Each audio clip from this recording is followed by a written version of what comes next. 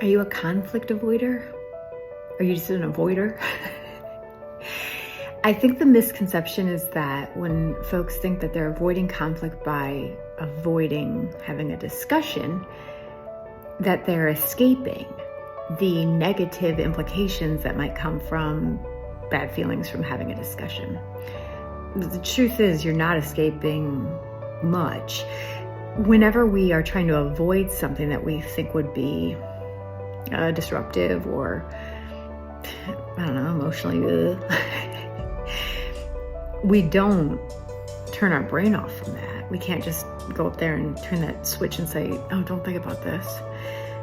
What happens is your brain just puts it in the back and subconsciously tries to work through it, through your dreams or nightmares or through stress through your body. It's consistently trying to figure this out, this problem, this issue. The hard part is that it won't figure it out. You can come to peace with how you feel about it, perhaps, but you will never work out that issue with another individual because you don't have them there. Because we can't avoid it. We can avoid the discussion for sure, but we can't avoid our brain going through the motions potentially for a lot longer than if we just had the conversation. We can't avoid that.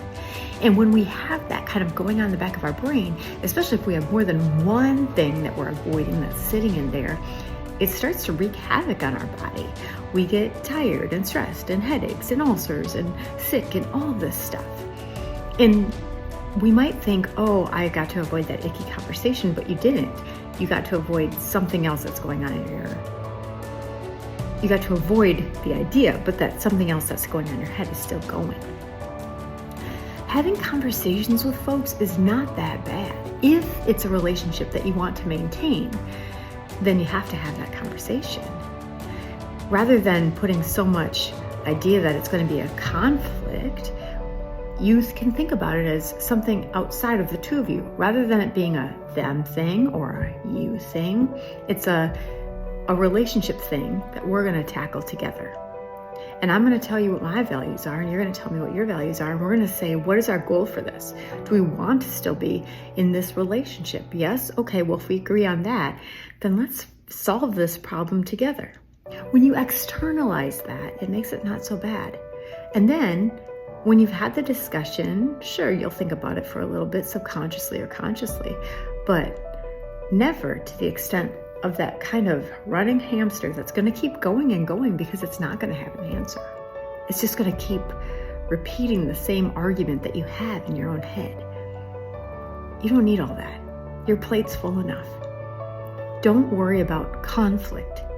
Think about it as conversation.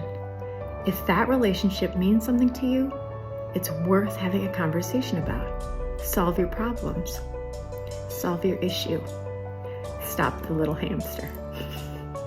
I'm Dr. Meredith Rausch, helping you connect better with yourself and each other.